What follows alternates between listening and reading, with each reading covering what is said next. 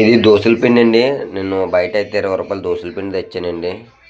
ఎందుకంటే ఎప్పుడైనా సరే మన ఇంట్లో ఫుడ్డే మంచిది చెప్పాలంటే నిజానికి.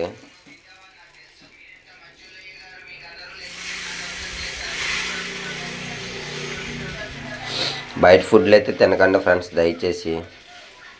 వీలైనంత వరకు మన ఇంట్లో ఫుడ్ వచ్చేలాగే చూసుకోవాలి ఎప్పుడూను.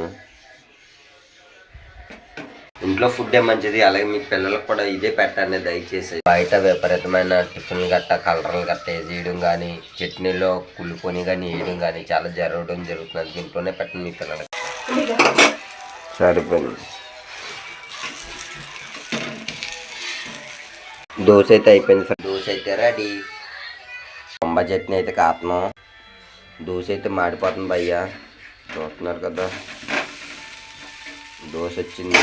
ప్రతిరోజు చెట్లను ఎందుకైతే నేను పెంచమంటానంటే పర్యావరణాన్ని రక్షించుకోవడానికి కోసం అయితే.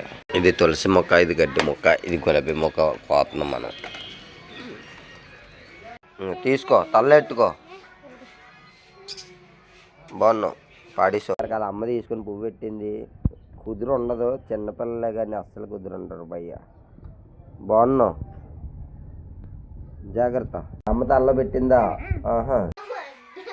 చక్కగా బొంబాయి చట్నీ దోశలు వేసి ఆడితే వేడివేడిగా తినవా స్కూల్ టైం. తిను. ఇంట్లో టిఫినే మంచి చెప్పండి. బయట టిఫిన్ ఏం కలుపుతారో తెలియదు, ఏం కులుపుని వేస్తారో తెలియదు. కాకపోతే మన ఇంట్లో ఎప్పుడు నీట్గా తయారు చేసిన పిల్లలు పెట్టాలి, అప్పుడు ఆరోగ్యంగా ఉంటారు మీ పిల్లలు. మీకు కాకినాడ ఫ్రెండ్స్.